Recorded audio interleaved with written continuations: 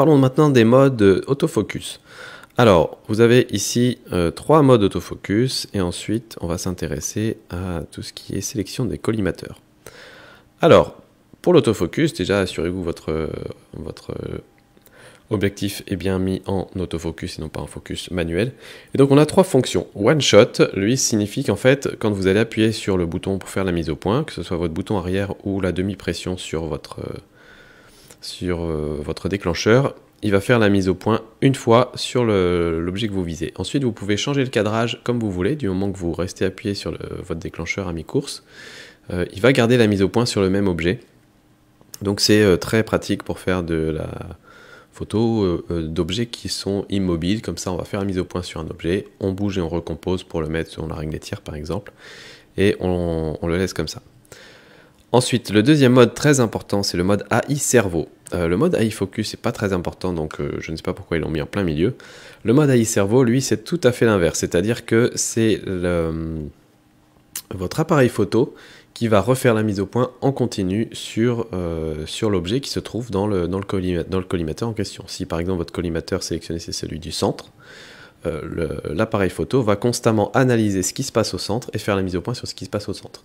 Donc ça c'est très pratique pour tous les sujets qui sont en mouvement. Si vous avez un enfant qui court vers vous, si vous faites de la course automobile ou bien des motos ou bien ce genre de choses ou des animaux, l'appareil photo va automatiquement refaire la mise au point sur le collimateur que vous avez sélectionné. Donc là c'est vraiment plutôt plus automatique. Et le AI Focus, en fait, c'est une fonction où l'appareil photo va lui-même décider s'il se met en one shot ou en AI cerveau. Et comme ce sont des situations vraiment très différentes, sujet tout à fait fixe et immobile pour le one shot ou sujet mobile pour le AI cerveau, en général on peut le sélectionner soi-même. Donc je vois pas vraiment l'intérêt de se mettre en AI Focus parce que c'est vraiment quelque chose qu'on peut gérer nous-mêmes et c'est plus source d'erreur qu'autre chose. Ensuite, on peut ici voir les différents modes de sélection de collimateur. Alors ça c'est le mode de base qui a un seul collimateur et donc si on bouge une molette on peut changer de collimateur et l'autre molette va dans l'autre sens. Donc là par exemple je suis sur le centre, donc c'est-à-dire que si je fais ma mise au point va se faire au centre de l'image. Si mon sujet se trouve plutôt vers le haut de l'image, je vais pouvoir faire ma mise au point en haut et de la même manière on peut le faire sur le côté ou dans le coin par ici. Ça peut être pratique dans certains cas, notamment parce qu'en fait vous allez me dire si on fait une sélection sur un seul point, en général c'est plutôt pour le AI, pour le one shot autofocus, c'est-à-dire l'autofocus unique, on le fait qu'une seule fois. Et à ce moment-là, le plus simple c'est de le mettre au centre et de recomposer parce que on vise logiquement au centre avec notre œil. On fait la mise au point, pardon, j'ai fait la mise au point là. On fait la mise au point et ensuite on recompose pour mettre son sujet où on le souhaite. Et donc en général c'est plus simple de le laisser au centre. Alors pourquoi on a plein d'autres points d'autofocus comme ça? Ça peut être utile si par exemple vous êtes sur un trépied. Si vous prenez votre photo sur un trépied, ça peut être très compliqué d'avoir à recomposer si vous faites des photos de paysage ou des poses longues. Et à ce moment-là, vous pouvez directement aller choisir le coin qui vous intéresse pour faire votre mise au point. Deuxième chose qui me semble intéressante, c'est quand vous avez une ouverture très grande. Ici, on a un petit objectif, le 50 mm, qui ouvre à f1.8.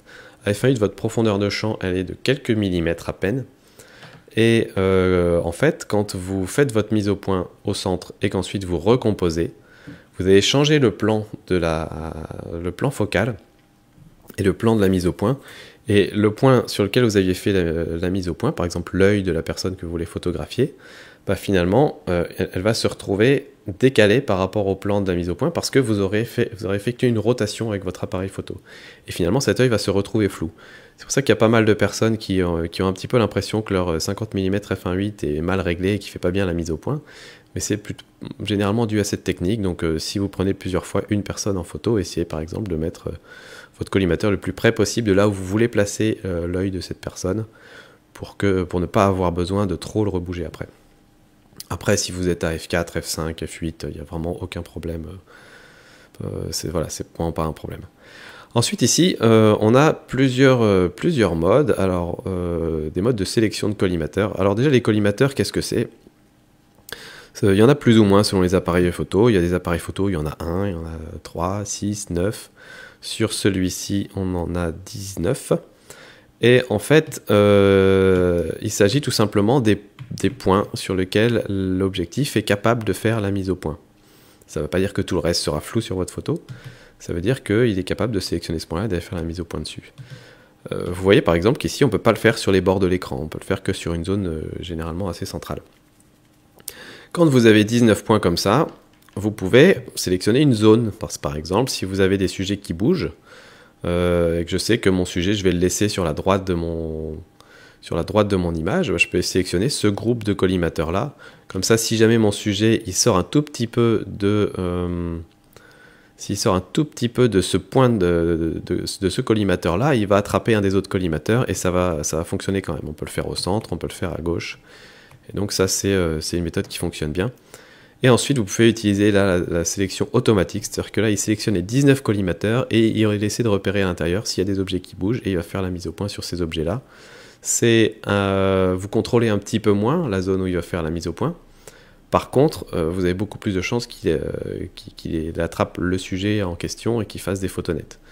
Donc généralement, quand vous êtes en mode AI cerveau, si votre sujet ne bouge pas très vite, vous allez vous mettre en sélection de zone comme ça, parce que vous pouvez vous-même laisser votre sujet toujours dans la même zone de votre image. Si vous avez un objet qui bouge très vite et que vous avez vraiment du mal à le suivre et à le garder toujours exactement au même endroit dans votre cadre, à ce moment-là, mettez-vous en mode automatique.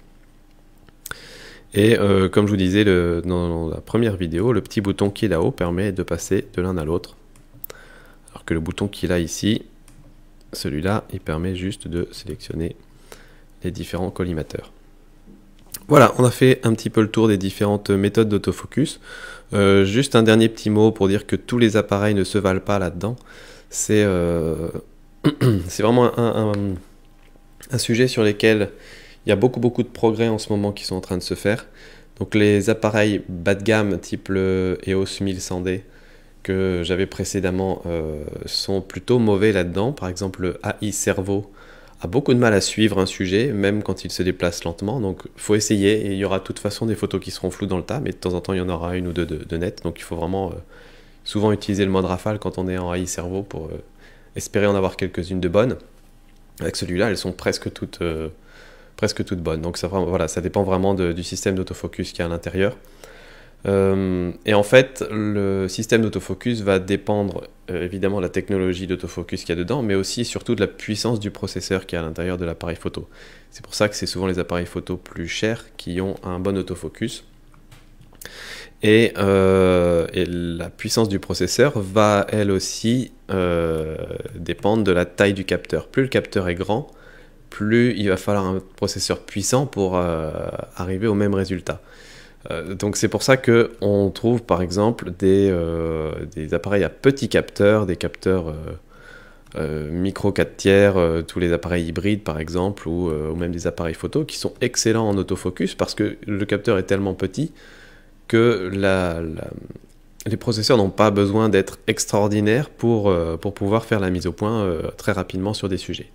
Alors que sur des appareils professionnels plein format, on a un grand capteur.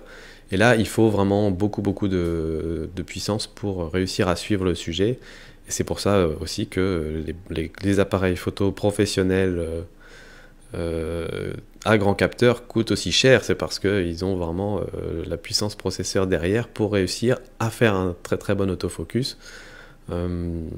Mais avec malgré tout un grand capteur. Et quelque part, le 70D et le 7D aussi, pour parler de chez Canon, ont le capteur APS-C, donc qui est plus petit que le capteur plein format, et c'est dans le haut de gamme des capteurs APS-C, donc c'est-à-dire qu'ils arrivent à avoir un système d'autofocus vraiment excellent. Voilà, je vous dis, celui-là, on se met en AI cerveau, on sélectionne automatique, et presque toutes les photos sont nettes sur votre sujet. C'est vraiment un régal, et malgré tout, le prix reste raisonnable, en dessous de 1000 € quand on compare aux appareils plein format avec le même genre d'autofocus qui, eux, font dans les 2500, 3000, 5 000, 6 000 € pour avoir les mêmes performances autofocus. Donc c'est vraiment une histoire de compromis à vous de voir entre votre budget et puis les besoins que vous avez en autofocus. Donc voilà, c'est tout pour cette petite aparté. Moi je vous retrouve bientôt pour détailler d'autres fonctions de l'appareil photo. Ciao!